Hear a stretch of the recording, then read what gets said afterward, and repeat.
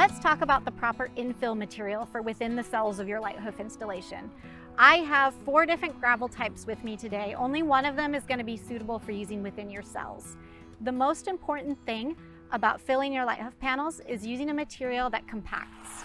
So this is the appropriate gravel to use for filling your Lighthoof cells. And this in our region is called a 3/8-.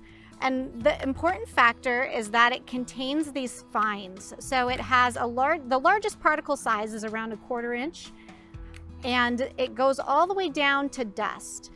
And that is crucial because the smaller fines fill up the void space between the particles and create a more firmly compacting gravel. So that's something that would be appropriate to use within the cells. And then if you'd like to cover with a different material, you're welcome to do that. Here is a gravel type that is not suitable within the Lighthoof cells.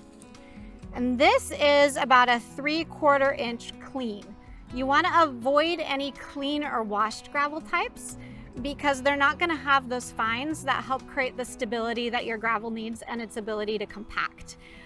These are also slightly large particle sizes for use within your horse's area because they could cause hoof bruising or discomfort. So you're going to want to stick with a smaller particle size and fines. Here is another example of a gravel type that's unsuitable to use within your cells. You're welcome to use it over the top of your cells once you've filled and compacted with the proper gravel. This is a pea gravel. And basically, the reason you wouldn't want to use it within your cells is that it's very shifty. It has no ability to pack or compact.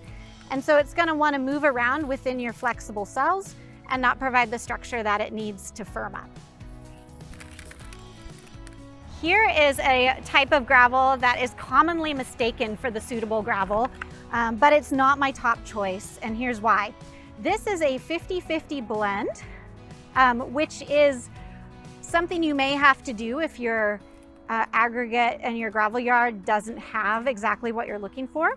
However, this 50/50 mix contains round stones, which are pea gravel, and a rounded, like a riverbank sand. And those round particle shapes aren't going to provide the compaction and stability that you need. So when blending gravel to try to come up with a mix that has the right particle size and amount of fines, make sure that you're using angular types of aggregate. So you want to go with an angular stone instead of a pea gravel, and you're going to want to use a stone dust or other fine material rather than a rounded sand like a riverbank sand.